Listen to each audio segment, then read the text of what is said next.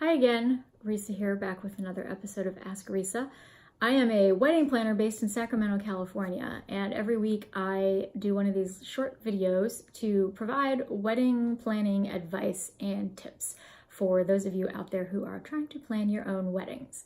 So there are other videos in this series. They are all part of the same playlist, so you can get to that playlist from this video and you can watch the earlier videos if you have not already watched them. This week, I want to talk about invitation wording, specifically when one or both sets of parents is divorced. How do you handle that? So the most traditional way to word an invitation was that it was issued by the bride's parents, because traditionally the bride's parents paid for the wedding, and so they were considered the hosts of the wedding. So it would read something like this. It would say, Mr. and Mrs. Stephen R. Smith request the honor of your presence at the marriage of their daughter, Suzanne Marie, to Mr. Thomas L. Stevens. So as you can hear from that, the groom's full name is listed, but only the bride's first and middle names are listed because it's assumed that she has the same last name as her parents who are issuing the invitation. You'll notice that the groom's parents are not mentioned, and really the mother of the bride's not mentioned either because she gets lumped into the Mr. and Mrs. Stephen R. Smith. She doesn't get her own name. So that's the super traditional way to deal with it. Also, the wording, the honor of your presence, was typically used when the ceremony was being held at some sort of religious institution, house of worship. If the ceremony wasn't being held in a house of worship, you would typically use request the pleasure of your company. It's one of those weird kind of old school social distinctions that maybe a lot of people don't pay that much attention to anymore, but that's the way it is. So the traditional invitation wording is fine if that's how you want to go, but if the bride's parents are divorced, it could get a little awkward. And if you're like me, where I had a different last name when I got married than either one of my parents. So a lot of the people that we invited, my friends, they would not have necessarily known who my parents were, and the last name would have not resonated with them because it wasn't my last name. Now, granted, my first name is Risa. Not a lot of people have friends named Risa. I'm pretty much the only Risa that most of my friends know. So they would have figured it out. But it's just one of those things that if you have a different last name from your parents, maybe that's not the route you want to take. Also, these days, a lot of couples pay for their own wedding, either in whole or in part. And also these days, the groom's parents sometimes contribute money to the wedding. So sometimes it's a real team effort. So you don't want anyone to feel slighted by issuing the invitation in the name of just the bride's parents. So if both sets of parents are still married and you want to include your parents' names on the invitation, you could do something like Stephen and Marie Smith and Thomas and Cheryl Stevens request the pleasure of your company at the marriage of their children, Suzanne Marie and Thomas Lawrence.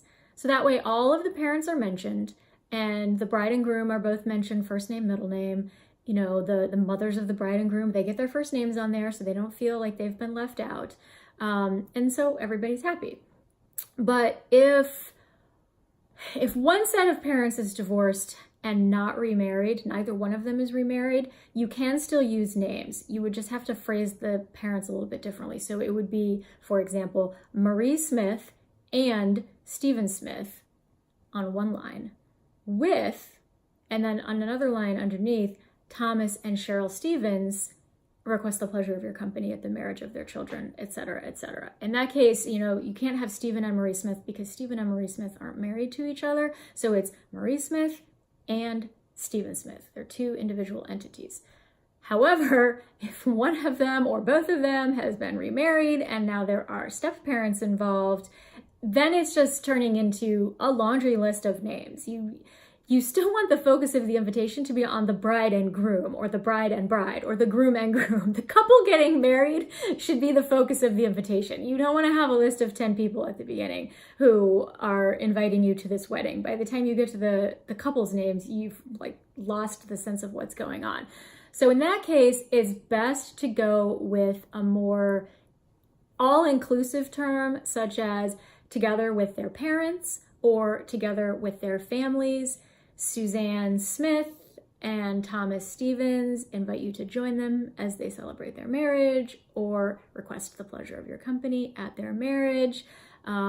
Something where you've acknowledged all of the parents, no one feels left out, but you haven't had to list them all individually because there's too many of them. And at that point, you're overwhelming the people who are receiving the invitation.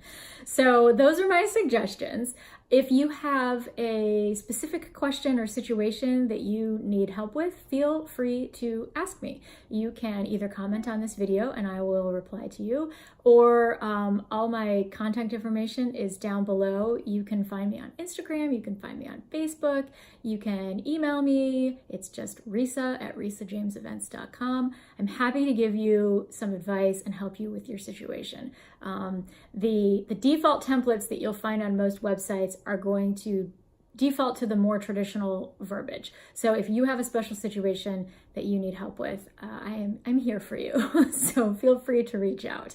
And if you have questions about anything else wedding related that you'd like me to answer in the future, just leave a comment below and I will see it, and then I will answer your question, and then I'll make a video about it so it can help other people. If you like this video, go ahead and give it a thumbs up because that helps other people find it. There are probably other people out there in the world that are having the exact same wedding questions that you are, so I want to help as many of them as I can. And I will be back next week with another video. Okay, until then, take care.